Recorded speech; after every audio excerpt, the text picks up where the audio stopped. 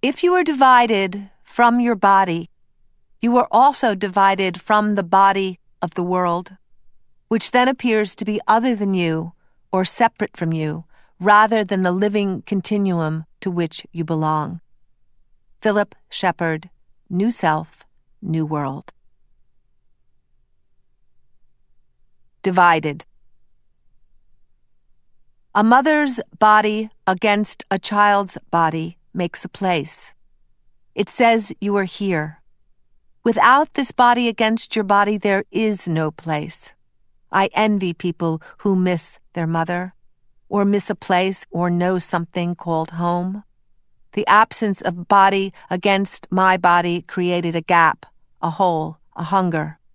This hunger determined my life. I have been exiled from my body. I was ejected at a very young age, and I got lost. I did not have a baby. I have been afraid of trees. I have felt the earth as my enemy. I did not live in the forest. I lived in the concrete city where I could not see the sky or sunset or stars.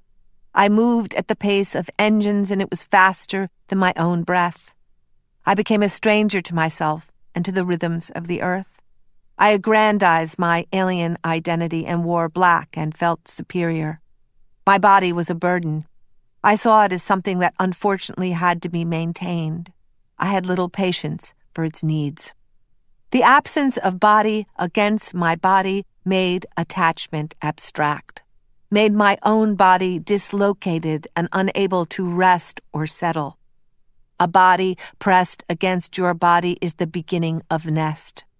I grew up not in a home, but in a kind of free fall of anger and violence that led to a life of constant movement, of leaving and falling.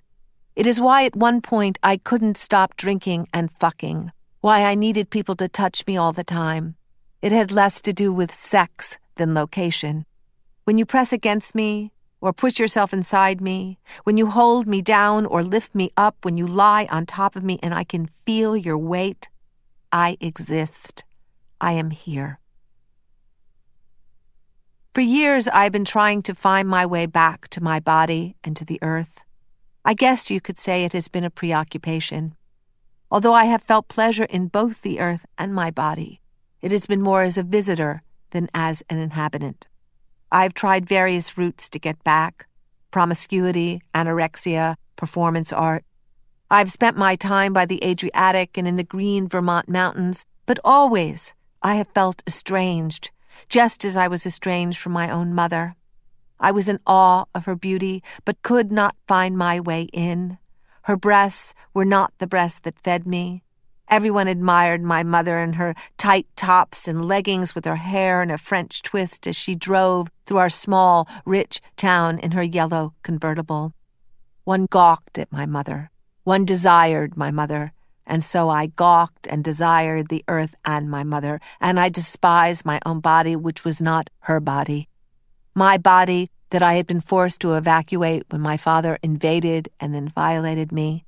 And so I lived as a breathless, rapacious machine programmed for striving and accomplishment. Because I could not inhabit my body or the earth, I could not feel or know their pain.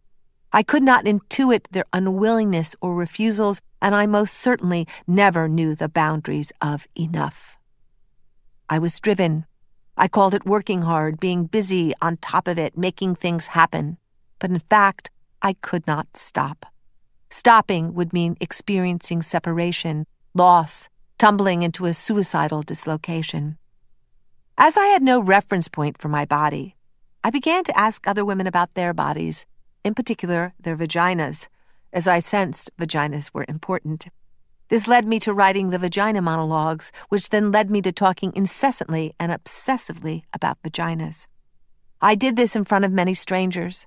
As a result of me talking so much about vaginas, women started telling me stories about their bodies. I crisscrossed the earth in planes, trains, and jeeps. I was hungry for the stories of other women who had experienced violence and suffering. These women and girls had also become exiled from their bodies, and they too were desperate for a way home.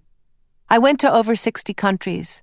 I heard about women being molested in their beds, flogged in their burqas, acid burned in their kitchens, left for dead in parking lots.